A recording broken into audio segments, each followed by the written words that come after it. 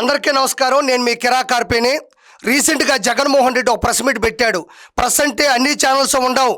సాక్షి పత్రిక, సాక్షి మీడియా, సాక్షి మైక్ మాత్రమే అక్కడ ఉంటుంది. ముందుగానే పేపర్ మీద రాయిపించుకుంటాడు. దాన్ని కింద పెట్టుకొని కింద పైన చూసుకుంటూ చదువుతూ ఉంటాడు. అది రికార్డెడ్, కాకపోతే లైవ్ అని రాసుకుంటాడు. కాబట్టి ఆయన ఏం మాట్లాడినాడు అనేది ఒకసారి చూడండి. పీపుల్ ఫ్రెండ్లీ పోలీసింగ్తో తలెత్తుకొని పోలీసులు పనిచేసే పరిస్థితులు గతంలో ఉండేవి. ఇక్కడ జగన్మోహన్ రెడ్డి అంటున్నాడు ఫ్రెండ్లీ పోలీస్ అనే పద్ధతి గతంలో వైఎస్ఆర్సీపీ హయాంలో ఉండేది అంటున్నాడు. మరి ఫ్రెండ్లీ పోలీస్ అంటే శ్రీకాళహస్తిలో ఒక మహిళా పోలీసు ఉద్యోగి జనసేన కూటమి సంబంధించినటువంటి కార్యకర్తల నాయకుల్ని ఎలా దుర్భాషలాడింది, పబ్లిక్లు అందరూ చూస్తున్నాం ఎలా కొట్టిందో అందరూ చూశారు. అది ఫ్రెండ్లీ పోలీసా?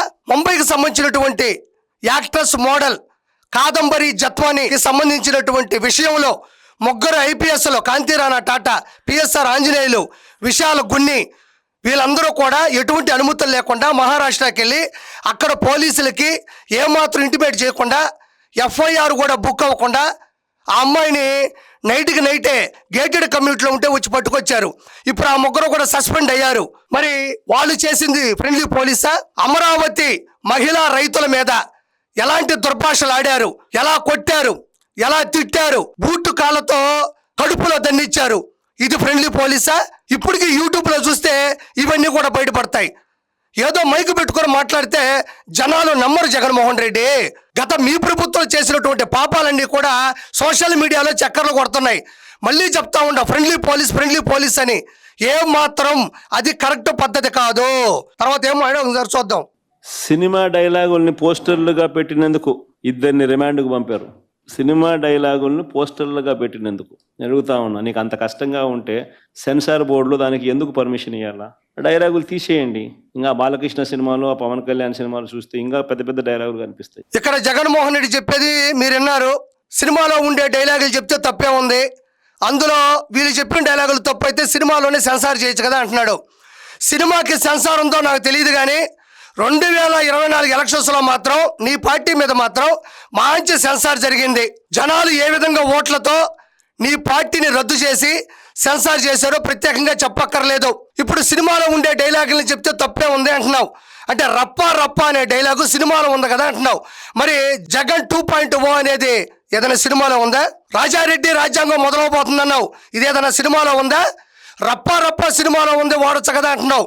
మరి పవన్ కళ్యాణ్ గారి సినిమాలు, బాలకృష్ణ గారి సినిమాలు, వాటిల్లో డైలాగులు ఉన్నాయి కదా అంటున్నావు. మరి రప్ప మాత్రం ఎందుకు చెప్పాలి?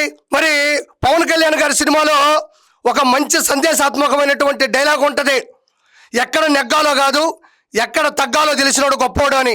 చాలా మంచి డైలాగ్ ఇది. మరి ఆ డైలాగ్ని మీ వాళ్ళు అట్టపెట్టి మీద పెట్టుకొని ఇన్స్పిరేషన్గా స్మరిస్తూ రోడ్ల మీద ఎందుకు తిరగలేదు? బాలకృష్ణ గారి లెజెండ్ సినిమాలో ఆడవాళ్ళ గొప్పతనం గురించి చెప్పిన డైలాగ్ ఉంటుంది, వినాస్త్రీయా జననం నాస్తి, వినాస్త్రీయా గమనం నాస్తి, వినాస్త్రీయా జీవం నాస్తి, వినాస్త్రీయా సృష్టి ఏవ నాస్తి. ఇంత మంచి ఆడవాళ్ళ గొప్పతనం గురించి చెప్పిన డైలాగ్ని అట్టపెట్టెల మీద రాసుకొని ఎందుకు రోడ్ల మీద తిరగట్లేదు? మిర్చి సినిమాలో ప్రభాస్ గారు చెప్పిన మంచి డైలాగ్ ఉంటుంది, వీలైతే ప్రేమిద్దంటో ఏమవుతుంది, మహా అయితే తిరిగి ప్రేమిస్తారు. ఇది మంచి డైలాగ్ కదా. దీన్ని ఎందుకు అట్టపెట్టెల మీద రాసుకొని జనాల మధ్యన తిరగట్లేదు?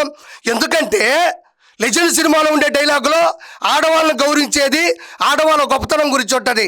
మనకి ఆడవాళ్ళని గౌరవించడం, ఆడవాళ్ళని ప్రేమించడం తెలియదు కదా. సొంత చెల్లిని కన్న తల్లిని బయటపడేసాం. ఇంకా భువనేశ్వర్ గారిని అసెంబ్లీలో దారుణంగా బూతులు తిట్టించాం. రీసెంట్గా ప్రశాంతి రెడ్డి గారి మీద ఎలాంటి అనుచిత వ్యాఖ్యలు చేపించింది మీకే చెల్లింది. కాబట్టి ఆ డైలాగ్ మీకు నచ్చదు. ఎక్కడ నెగ్గాలో కాదు ఎక్కడ తగ్గాలో గొప్పోడు. మనం ఎక్కడ నెగ్గాలో కాదు ఎక్కడ తగ్గాలో కాదు, ఈ రెండింటికి సంబంధం లేని వ్యక్తి నువ్వు. వీలైతే ప్రేమతో తిరిగి ప్రేమిస్తారు, తిరిగి ప్రేమించే శక్తి నీకు ఎక్కడుందా? కాబట్టి ఇలాంటివి మనకు నచ్చం. మనకు కావాల్సింది రప్ప, ఎవరిని వేసేద్దాం, ఎవరిని నొక్కేద్దాం, ఎవరిని తప్పించేద్దాం, ఎవరిని లేపేద్దాం, ఈ డైలాగులే కదా మనకు నచ్చేది. కాబట్టి మనోళ్ళు అలాంటివే అట్టపెట్ల మీద రాసుకొని మన జీవితాన్ని అట్రప్లాప్ చేశారు. నీకు డైలాగులు నచ్చకపోతే సెన్సార్లు తీసేయండి. సెన్సార్ బోర్డు ఎందుకు పర్మిషన్? సెన్సార్ బోర్డు ఉండేది ఎందుకు? ప్రజాస్వామ్యంలో ఉన్నామా లేదా అన్నది. సినిమాలో అంటే రియల్ కి చాలా తేడా ఉంది జగన్మోహన్ రెడ్డి. రీల్ అంటే ఆ సినిమా తాలూకు ఒక భ్రమ, ఒక కల్పన, ఒక ఊహ, దాన్ని అలానే చూస్తారు. దాన్ని సినిమా థియేటర్లోకి వెళ్ళి డబ్బులు పెట్టుకొని మరి ఎంజాయ్ చేసి ఎగ్జిట్ అయ్యి బయటకు వస్తారు. దానికి రోడ్ల మీద చేసేటువంటి దుర్భాషలకి, రౌడీయిజానికి, దౌర్భాగ్యానికి సంబంధం ఉండదు. మరి సినిమాల్లో ఎవరో ఒక విలనో హీరోనో టైర్ కింద మనుషులు వేసుకుని పోయాడు కదా అని నువ్వు వేసావా? మరి సినిమాల్లో ఎక్కడన్నా గంజాయి అమ్ముతున్నారని చిన్న షాట్ పెడితే దాన్ని తీసుకొచ్చి రియల్ లైఫ్లో నువ్వు గంజాయి అమ్మిచ్చావా? సినిమాలో ఎక్కడో నాటుసారా అమ్ముతున్నారు అని ఒక సీన్ క్రియేట్ చేస్తే సరదాగా సినిమా సన్నివేశం కోసం దాన్ని చూసి నువ్వేమన్నా నాటుసారా అమ్మిస్తున్నావా? మళ్ళీ అదిగాక ప్రజాస్వామ్యం అంటున్నావు. ఆ ప్రజాస్వామ్యం అనే దానికి నీకు మీనింగ్ ఉందా? ప్రజాస్వామ్యంలో ఆడవాళ్ళ పట్ల ఎలాంటి గౌరవాన్ని ఇవ్వాలి, ఆడవాళ్ళని కుటుంబంలో మహిళలుగా ఎలా చూడాలి అన్నది నీకు తెలుసా? వర్రా రవీంద్ర రెడ్డి చేత మహిళల్ని ఎలా దుర్భాషలాడించావో ప్రజాస్వామ్యంలో నువ్వు మళ్ళీ ప్రజాస్వామ్యం గురించి మాట్లాడుతున్నావా? ప్రజాస్వామ్యంలో రౌడీయిజాన్ని, గోండాయిజాన్ని ప్రోత్సహించే నువ్వు ప్రజాస్వామ్యం గురించి మాట్లాడే అర్హత నీకుందా అని మరోసారి తెలియజేస్తున్నా నీకు. ఇలాగొచ్చే నష్టపోయింది. అదే సినిమా డైలాగులు రాసుకున్నాడు, పాట పాడితే పాడినాడు, డైలాగులు కొడితే కొట్టినాడు. ఇలాగొచ్చే నష్టమైంది. ఇది చూస్తుంటే నాకేమనిపిస్తుందంటే, సీమరాజా గారు మీ అంతర్జాతీయ ప్రధాన కార్యదర్శి అప్పట్లో కొన్ని తీవ్రమైన వ్యాఖ్యలు చేశారు మీ బాబాయ్ గురించి. మా కోడిని మేము కోసుకునేవా? మా కోడిని మేము కోసుకోవడానికి మీ పర్మిషన్ ఏంది అంటే ఇదే చెప్తున్నారు. వాళ్ళ డైలాగులు వాళ్ళు కొట్టుకున్నారు, వాళ్ళ పాటలు వాళ్ళు పాడుకున్నారు, దాంట్లో మీకు ఇబ్బంది ఏముంది అంటున్నాడు. అప్పట్లో ఆయన చేసిన మాటలు కూడా తీవ్రంగా జనాల్లోకి వెళ్ళాయి. దాంట్లో కూడా అదే ఉంటుంది మీనింగ్. మా కోడిని మేము కోసుకోవడానికి మీ పర్మిషన్ ఏందా? మా కోడి మేము కోసుకుంటాము, మీకు చెప్పాలా ఏంది? అట్టే ఉంది. గుమ్మడికాయలు దొంగంటే భుజాలు తడుముకున్నట్టుగా ప్రతిదీ కూడా వాళ్ళు ఏమన్నా కానీ నిన్నే అన్నట్టుగా నువ్వెందుకు బాధపడతా ఉన్నావు? నేను ఇంతకుముందు చెప్పింది అదే. మంచి మంచి వాక్యాలు, మంచి ఇన్స్పైర్ చేసే వర్డ్స్ రాసుకోకుండా జనాల్ని రెచ్చగొట్టే వర్డ్స్, శాంతి భద్రతలకు ఆటం కలిగించే వర్డ్స్ మనం ఎందుకు రాయాలా? ఏ ఉద్దేశంతో రాస్తున్నావు అది నువ్వు ఆలోచించుకోవాలా? ఎందుకు నీ జీవితం అట్టడుగు స్థాయికి దిగజారిపోయింది అనేది మళ్ళీ ఒకసారి ఆలోచించుకోమని కోరుకుంటున్నా జగన్మోహన్ రెడ్డిని. గట్టిగా కళ్ళు మూసుకుంటే మరో 3 సంవత్సరాలలో చంద్రబాబు నాయుడు ఎగిరిపోతాడు. ఎగిరిపోతాడు. గట్టిగా కళ్ళు మూసుకుంటే చంద్రబాబు నాయుడు గారు కళ్ళు మూసుకుంటే ఎగిరిపోతాడు.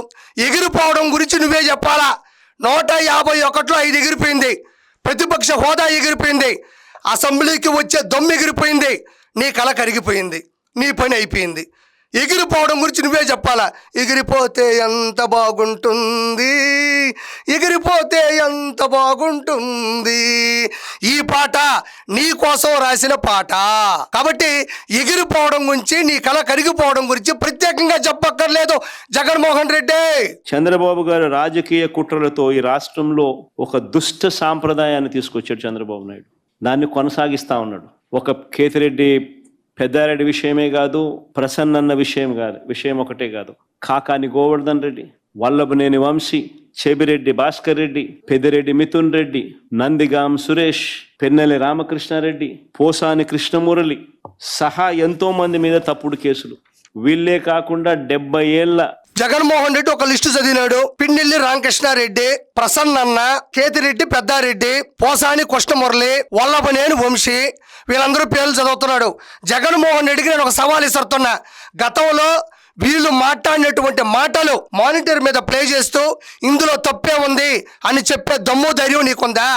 పిన్నెల్లి రామకృష్ణారెడ్డి ఈవీఎం మిషన్ పగలగొట్టాడు. ఎదురుగా వచ్చినటువంటి ఒక దళిత మహిళ మీద దాడి చేయించాడు.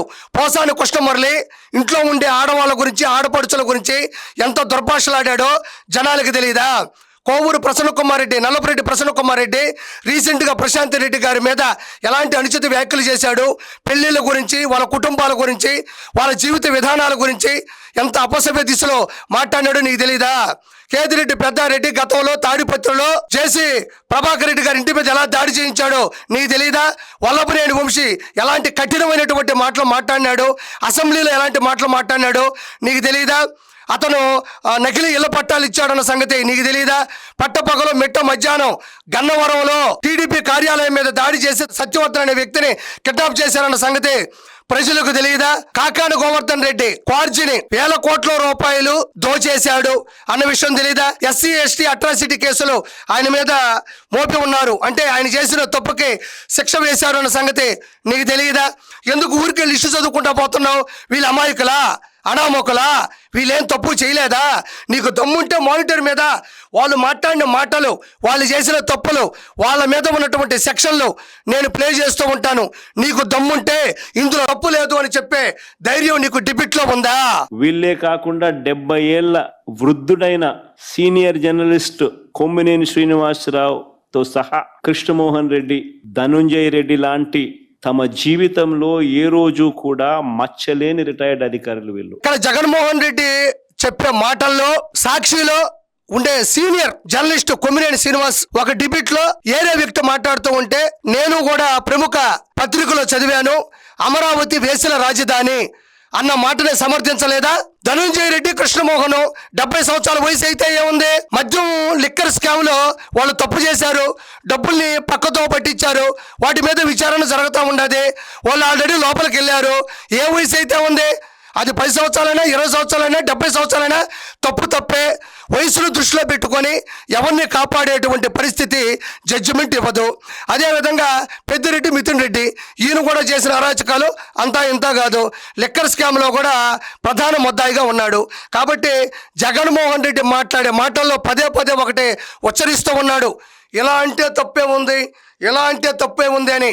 ఈసారి గుర్తుపెట్టుకో, ఎలా అనే లోపల ఈ చెయ్యిని, ఎలా అనే లోపల ఈ చెయ్యిని 2 చేతులు వెనక్కి తిప్పి సంఖ్యలు వేసి తోసుకుంటూ లోపల తీసుకెళ్తారు. అప్పుడు తెలుస్తుంది నీకు రప్ప అని. Good bye.